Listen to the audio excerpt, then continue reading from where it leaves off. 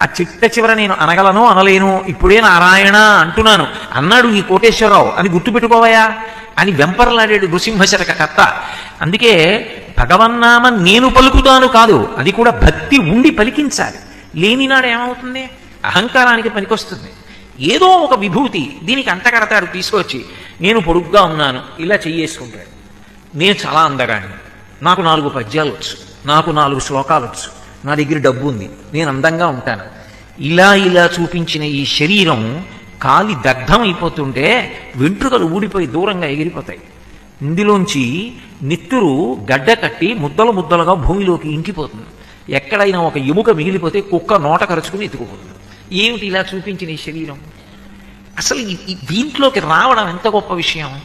ఇందులోకి వచ్చినప్పుడు అసలు దీన్ని సద్వినియోగం చేసుకోవడం అంటే ఏం చెయ్యాలి అన్నదాని గురించి ఆర్తి ఒకటి ఉంటే, అయా నాకున్న ఉపకరణములేమి, నరజన్మ ఎందుకు గొప్పది, నాకేం ఉపకరణం ఉంది అని మొదటి ప్రశ్న వస్తుంది. నీకు ఈశ్వరుడిచ్చిన మొట్టమొదటి అమోఘమైన ఉపకరణం స్వరపేటిక. దానితో భగవన్నామాన్ని పలకవచ్చు.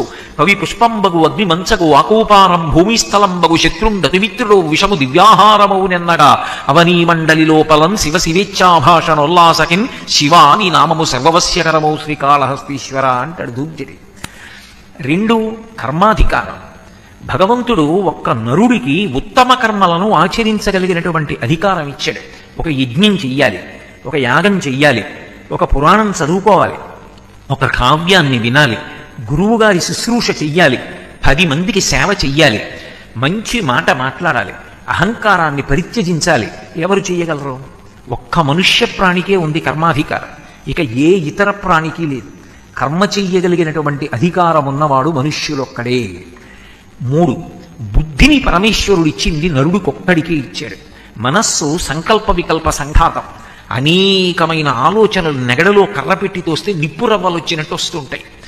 వచ్చిన వాటిల్లో నువ్వు ఇది చెయ్యి అని మంచి వైపుకు నడిపించి వివేకంతో నిర్ణయం చేసేది బుద్ధి.